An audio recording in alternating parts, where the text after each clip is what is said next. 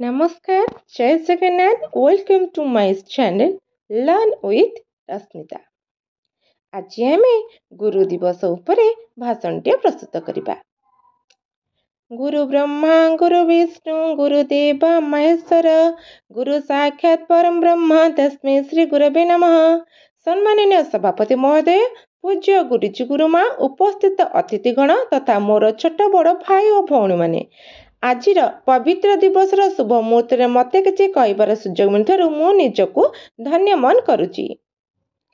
आज हूँ सेप्टेम्बर मास 5 तारिख पवित्र गुरु दिवस। आज हूँ डॉक्टर सर्वपल्ली राधाकृष्णन का जन्मदिन। से 1988 मसीहा सेप्टेम्बर मास 5 तारिख में तमिलनाडु तिरुतानी ग्राम में जन्मग्रहण करते। से माड्रास प्रेसिडेंसी कॉलेज जड़े अध्यापक थे। से जड़े आदर्श गुरु थे। तेणु समग्र शिक्षक समाज को सम्मानित करने जन्मदिवस को गुरु दिवस रूप पालन कराए। गुरु शिष्यर परंपरा आम भारत वर्ष के पुरातन काल रही। से आरुणी एकलव्य गुरुभक्ति सर्वत्र ज्ञात। गुरु शब्द दुईटी अक्षर गढ़ा। गुर अर्थ हो अंधकार और रूर अर्थ हो ज्ञान। जी आमर अज्ञान रूप को अंधकार को दूर कर ज्ञान आलोक देखाने सी होती आमर गुरु। गुरु होउछन्ति मनुष्य रूप में भगवान सदृश। से तो कहुए गुरु को न मणिबा नर गुरु ही साक्षात ईश्वर।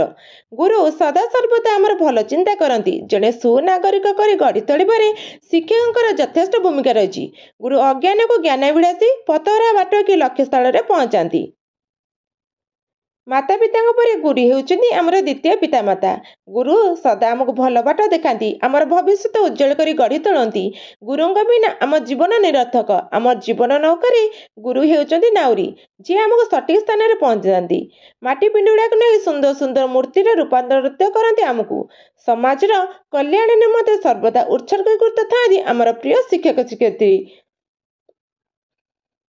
वास्तव में ए समाज प्रति शिक्षक दायित्व कर्तव्य सदा वंदनीय। गुरु आमर चिर नमस्या और पूजनीय। से महान गुरुकर पाद पद्मे मोर भक्तियुक्त प्रणाम जणाई मोर वक्तव्य शेष करुच्ची। जदि आपको ये वीडियोटी भल लगी थाए तारे लाइक सब्सक्राइब और कमेंट करेंगे।